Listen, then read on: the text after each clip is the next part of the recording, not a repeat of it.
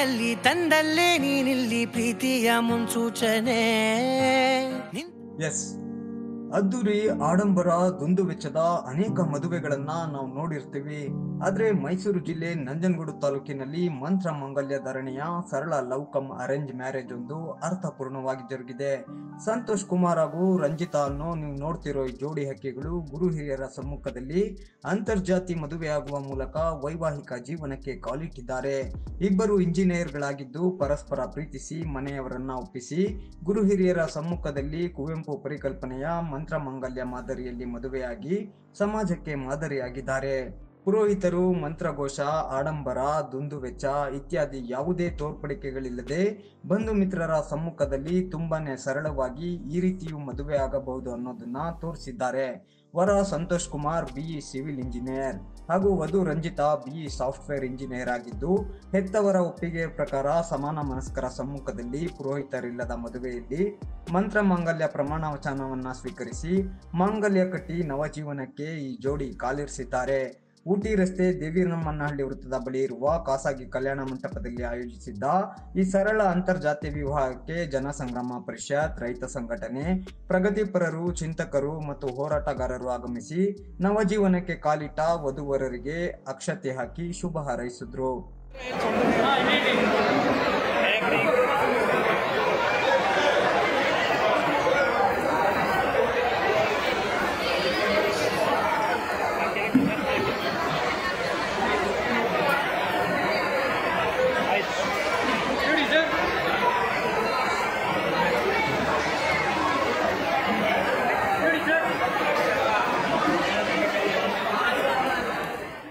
ಮಾನವ ಮಂಟಪದ ಉಗ್ರ ನರಸಿಂಹೇಗೌಡ, ಈ ದಿನ ಇಲ್ಲಿ ಮಂತ್ರ ಮಾಂಗಲ್ಯದ ರೀತಿಯಲ್ಲಿ ಮದುವೆಯಾಗುವುದರ ಮೂಲಕ ನಾವು ನಮ್ಮ ಎಲ್ಲ ಮಾನಸಿಕ ಮತ್ತು ಆಧ್ಯಾತ್ಮಿಕ ಸಂಕೋಲೆ ಮತ್ತು ದಾಸ್ಯಗಳಿಂದ ವಿಮುಕ್ತರಾಗಿ ಸ್ವತಂತ್ರರಾಗುತ್ತಿದ್ದೇವೆ. ನಾವು ಇನ್ನು ಮುಂದೆ ಈ ಭೂಮಂಡಲದ ಯಾವುದೇ ಜಾತಿ ಮತ್ತು ಜನಾಂಗಗಳಿಗಿಂತ ಶ್ರೇಷ್ಠರಲ್ಲ, ಹಾಗೆಯೇ ಯಾವುದೇ ಜಾತಿ ಮತ್ತು ಜನಾಂಗಗಳಿಗಿಂತ ಕೀಳಾದವರು ಅಲ್ಲ. ನಾವು ಇಂದು ಮನುಷ್ಯ ಸಮಾಜದ ಎಲ್ಲ ಕೃತಕ ಜಾತಿಗಳಿಂದ ಮುಕ್ತರಾಗಿದ್ದೇವೆ, ಎಲ್ಲ ಸಂಕುಚಿತ ಮತಧರ್ಮಗಳಿಂದ ಮುಕ್ತರಾಗಿದ್ದೇವೆ, ಎಲ್ಲ ಆಚಾರ ಸಂಪ್ರದಾಯಗಳಿಂದ ಮುಕ್ತರಾಗಿದ್ದೇವೆ, ಎಲ್ಲ ಅಸತ್ಯ ಮತ್ತು ಮೂಢನಂಬಿಕೆಗಳಿಂದ ಮುಕ್ತರಾಗಿದ್ದೇವೆ. ಮನುಷ್ಯನ ಜೀವಿತ ಕಾಲವೇ ಒಂದು ಸುಮುಹೂರ್ತ. ಹಾಗಾಗಿ ನಾವು ಯಾವುದೇ ಕಾಲ ಮುಹೂರ್ತಗಳನ್ನು ನೋಡದೆ, ಯಾವುದೇ ಧಾರ್ಮಿಕ ಚೌಕಟ್ಟುಗಳಿಗೆ ಒಳಗಾಗದೆ ಸತಿಪತಿಗಳಾಗುತ್ತಿದ್ದೇವೆ. ಮಾನವರೆಲ್ಲರೂ ಸಮಾನರು. ಪುರುಷನು ಸ್ತ್ರೀಗಿಂತ ಉತ್ತಮ ಎಂದು ಹೇಳುವ ಎಲ್ಲ ಧರ್ಮಗಳನ್ನ, ಎಲ್ಲ ಸಂಪ್ರದಾಯಗಳನ್ನ ನಾವು ಇಂದು ತಿರಸ್ಕರಿಸಿದ್ದೇವೆ. ಹೆಂಡತಿಯಾಗಲಿ ಗಂಡನಾಗಲಿ ಪರಸ್ಪರ ಅಭಿನ್ನರು ಅಲ್ಲ, ಅಜ್ಞಾನುವರ್ತಿಯೂ ಅಲ್ಲ. ಹೆಂಡತಿಯು ಗಂಡನಷ್ಟೇ ಸ್ವತಂತ್ರರು, ಸಮಾನತೆ ಉಳ್ಳವಳು ಆಗಿರುತ್ತಾಳೆ ಅಂತ ವಧುವರರಿಗೆ ಮಂತ್ರ ಮಾಂಗಲ್ಯದ ಪ್ರತಿಜ್ಞಾ ವಿಧಿಯನ್ನ ಬೋಧಿಸಿದ್ರು. ಶ್ರೀ ಚೆನ್ನೇಗೌಡ ಇವರ ಪುತ್ರಿ ರಂಜಿತಾ ಸಿ ಎನ್ನುವ ವಧುವಾದ ನಾನು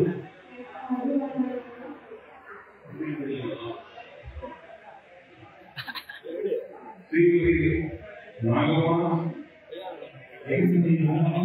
ಮತ್ತು ಶ್ರೀ ಮಹೇಶ್ ಇವರ ಪುತ್ರ ಸಂತೋಷ್ ಕುಮಾರ್ ಎಂ ಎಂಬ ವರ್ಣಾಟ ನಾನು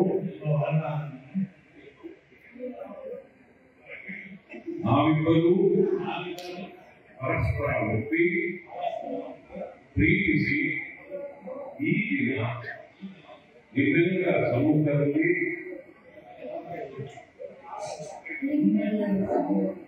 ಮದುವೆಯಾಗುತ್ತಿದ್ದೇವೆ. ನಮ್ಮ ಈ ಮದುವೆಗೆ ನಮ್ಮಿಬ್ಬರ ಪರಸ್ಪರ ಪ್ರೀತಿ ವಿಶ್ವಾಸಗಳೇ ಆಧಾರವೆಂಬ ತಿಳುವಳಿಕೆಯನ್ನು ಹೊಂದಿದ್ದೇವೆ. ಈ ರೀತಿ ಮದುವೆಯಾಗುವ ಮೂಲಕ ಪತಿಪತ್ನಿಯರಾಗಿ ವೈವಾಹಿಕ ಜೀವನವನ್ನು ಪರಸ್ಪರ ಸಮಾನತೆ, ವಿಶ್ವಾಸ ಮತ್ತು ಸಹಬಾಳ್ವೆಯ ಆಧಾರದಲ್ಲಿ ನಡೆಸುತ್ತೇವೆ. ನೀವೆಲ್ಲರನ್ನೂ ಸಾಕ್ಷಿಯಾಗಿಸಿಕೊಂಡು ಸತ್ಯದ ಹೆಸರಿನಲ್ಲಿ ಪ್ರಮಾಣ ಮಾಡುತ್ತೇವೆ. ಇದಾದ ಬಳಿಕ ವರ ವಧುವಿಗೆ ತಾಳಿ ಕಟ್ಟುವ ಮೂಲಕ ನೂತನ ಜೀವನಕ್ಕೆ ನಾಂದಿ ಹಾಡಲಾಯಿತು. ಮಂತ್ರ ಮಂಗಲ್ಯ ಪ್ರತಿಜ್ಞಾ ವಿಧಿ ಪುಸ್ತಕದ ಕೊನೆಯಲ್ಲಿ ವಧುವರರು ಹಾಗೂ ಸಾಕ್ಷಿಗಳು ಸಹಿ ಮಾಡಿದ್ರು.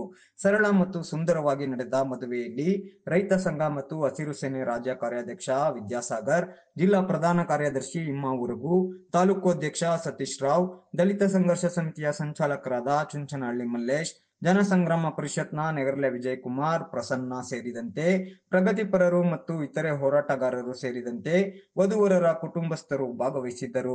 ಈ ವೇಳೆ ಉಗ್ರ ನರಸಿಂಹೇಗೌಡ, ಪ್ರಸನ್ನ, ನೆಗರ್ಲೆ ವಿಜಯಕುಮಾರ್, ಪ್ರತಿಧ್ವನಿ ದಿನೇಶ್ ಸೇರಿ ಇತರೆ ಗಣ್ಯರು ಮಾತನಾಡಿ ಮಂತ್ರ ಮಾಂಗಲ್ಯ ಧಾರಣೆ ಮತ್ತು ಮದುವೆಯ ವಿಶೇಷತೆಗಳನ್ನ ತಿಳಿಸಿದ್ರು.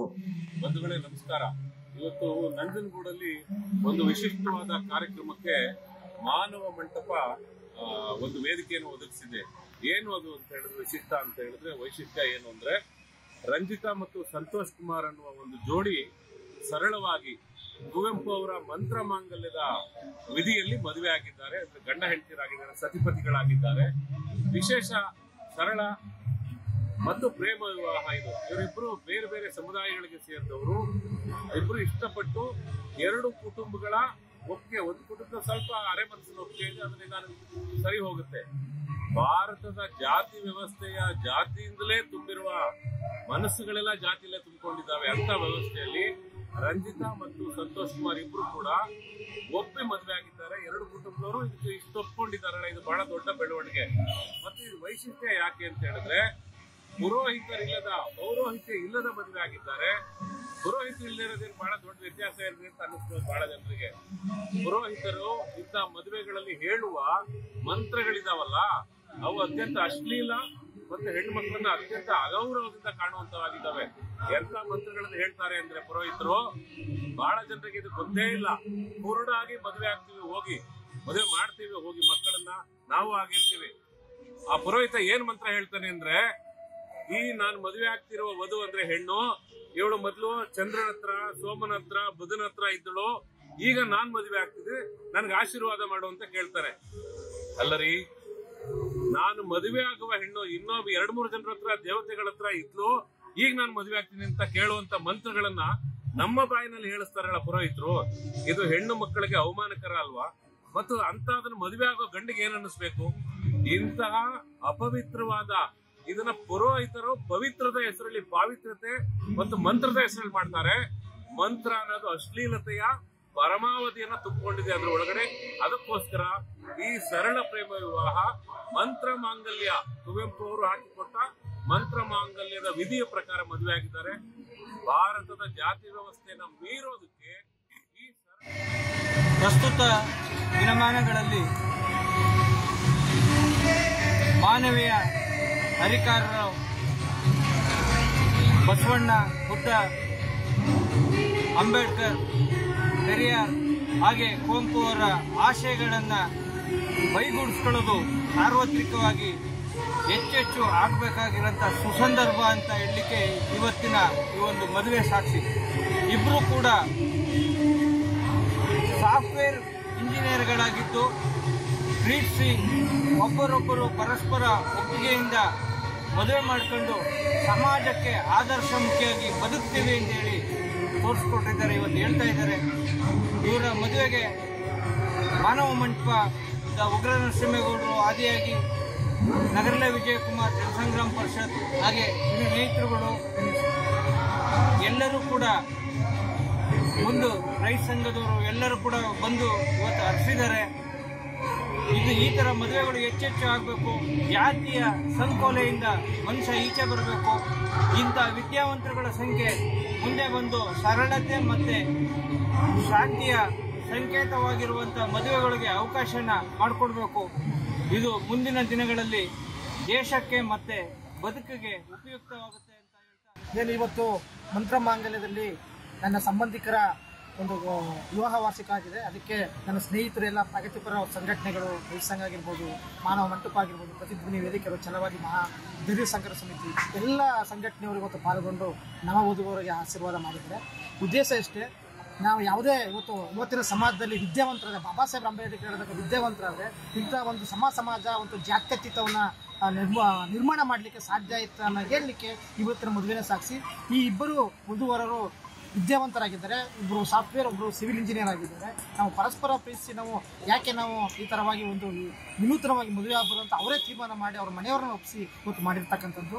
ಹಾಗಾಗಿ ಇಂಥ ಒಂದು ಮದುವೆಗಳು ಜಗತ್ತಿನಾದ್ಯಂತ ಎಲ್ಲದನ್ನು ಆದಾಗ ಮಾತ್ರ ಈ ಜಾತಿಯನ್ನು ಒಂದು ಪಿಡುಗು ಹೋಗುತ್ತೆ ಅಂತ ಹೇಳ್ತಾ ಇವತ್ತಿನ ದಿನದಲ್ಲಿ ಮದುವೆ ಆಗಿರ್ತಕ್ಕಂಥ ನವವಧುವರಿಗೆ ಶುಭಾಶಯಗಳು ತಿಳಿಸ್ತೀನಿ. ನನ್ನ ಹೆಸರು ನಗರ ವಿಜಯಕುಮಾರ್, ಸಂಗ್ರಾಮ ಪದ್ಧತಿನ ರಾಜ್ಯ. ಈ ದಿನ ನಂಜನಗೂಡಿನಲ್ಲಿ ಮಂತ್ರಮಾಂಗಲ್ಯ ಎಂಬ ಒಂದು ಮದುವೆಯನ್ನು ವಿಜಯಕುಮಾರ್ ನೇತೃತ್ವದಲ್ಲಿ ಆಗ್ತಾಯಿದೆ. ಆ ದಂಪತಿಗಳಿಗೆ ಮೊದಲನೇದಾಗಿ ಶುಭ ಕೋರ್ತೇವೆ. ಮಂತ್ರಮಾಂಗಲ್ಯ ಕುವೆಂಪು ಅವರ ಕನಸು ಮತ್ತು ಅವರ ಒಂದು ತತ್ವವಾಗಿತ್ತು. ಏನು ಮಂತ್ರಮಾಂಗಲ್ಯ ಕುವೆಂಪು ಅವ್ರು ಮಾಡಿದ್ರು ಅದು 12ನೇ ಶತಮಾನದಲ್ಲಿ ಬಸವಾದಿ ಶರಣರೇ ಅನುಭವ ಮಂಟಪದಲ್ಲಿ ಕೂಡ ನೆರವೇರಿಸಿದ್ರು. ದಯೆ ಧರ್ಮದ ಮೂಲವಯ್ಯ, ದಯೆ ಇಲ್ಲದ ಧರ್ಮ ಯಾವುದಯ್ಯ, ಸಕಲ ಜೀವಿಗಳಿಗೂ ದಯೆಯನ್ನು ನೆಲೆಸೋದು ಧರ್ಮ. ಯಾವ ಧರ್ಮದಲ್ಲಿ ಪ್ರೀತಿ ಮಮತೆ ವಾತ್ಸಲ್ಯ ಇಲ್ಲ ಅದು ಧರ್ಮವೇ ಅಲ್ಲ ಅಂತ ಶರಣರು ಹೇಳ್ತಿದ್ರು. ಅದೇ ರೀತಿ ನನ್ನ ಪ್ರಕಾರನೂ ಕೂಡ ಯಾವ ಜಾತಿ ಇಲ್ಲ. ಈ ಜಗತ್ತಿನಲ್ಲಿ ಒಂದು ಹೆಣ್ಣು ಮತ್ತು ಒಂದು ಗಂಡು ಎರಡೇ ಜಾತಿ. ಈ ಎರಡು ಜಾತಿಗಳು ಬಿಟ್ಟರೆ ಯಾವುದೂ ಬೇರೆ ಜಾತಿಗಳಿಲ್ಲ. ಅದರಲ್ಲೂ ಕೂಡ 12ನೇ ಶತಮಾನದ ಬಸವಾದಿ ಶರಣರು ಕೂಡ ಒಂದು ಹೆಣ್ಣಿಗೆ ಕೂಡ ಸಮಾನತೆಯನ್ನು ಬಯಸಿದಂಥ ಕಾಲ. ಅದನ್ನು ಬಿಟ್ಟರೆ ಬಾಬಾ ಸಾಹೇಬ್ ಅಂಬೇಡ್ಕರ್ ಅವರು ಕೂಡ ಅವರ ಸಂವಿಧಾನದಲ್ಲಿ ಮಹಿಳೆಯರಿಗೆ ಸ್ವಾತಂತ್ರ್ಯ ಮತ್ತು ಸಮಾನತೆ ಹಕ್ಕನ್ನ ಕೊಟ್ಟರು. ಶಿಕ್ಷಣ, ಸಂಘಟನೆ, ಹೋರಾಟ ಏನು ಈ 2-3 ಗುರಿ ಇದೆ ಬಾಬಾ ಸಾಹೇಬ್ ಅಂಬೇಡ್ಕರ್ದು. ಆ ಶಿಕ್ಷಣವಂತರಾದರೆ ಹೋರಾಟ ಮಾಡಿದ್ರೆ ಅದೊಂದು ಫಲ ಕೊಡುತ್ತೆ ಅನ್ನೋದಕ್ಕೆ ಈ ಮಂತ್ರಮಾಂಗಲ್ಯವೇ ಕೂಡ ಕಾರಣ. ಈ ಬೆಳೆಯುತ್ತಿರುವ ಜೀವನದಲ್ಲಿ ಜಾತಿ ಧರ್ಮದ ಸಂಕೋಲೆಯಲ್ಲಿ ಸಿಕ್ಕಿ ಸಾಯ್ತಾ ಇರೋದೇ ಜಾಸ್ತಿ. ಅಂಥ ಸಂದರ್ಭದಲ್ಲಿ ಇಂಥ ಒಂದು ಪ್ರೇಮ ಆಗ್ತಿರೋದು ಒಳ್ಳೆಯ ವಿಚಾರ. ಹಾಗಾಗಿ ಇಂಥ ಅನೇಕ ಕಾರ್ಯಕ್ರಮಗಳು ನಡಿಬೇಕು, ವಿವಾಹಗಳ ನಡಿಬೇಕು. ಒಟ್ಟಾರೆ ಗಂಡ ಹೆಂಡತಿಯನ್ನ ಒಟ್ಟಿಗೆ ಬದುಕುವಂತೆ ಮಾಡುವ ಸಾಧನ ಪ್ರೀತಿ ಒಂದೇ. ನಾವಿಬ್ಬರು ಪರಸ್ಪರ ಪ್ರೀತಿಸಿ ಮದುವೆಯಾಗುತ್ತಿದ್ದೇವೆ.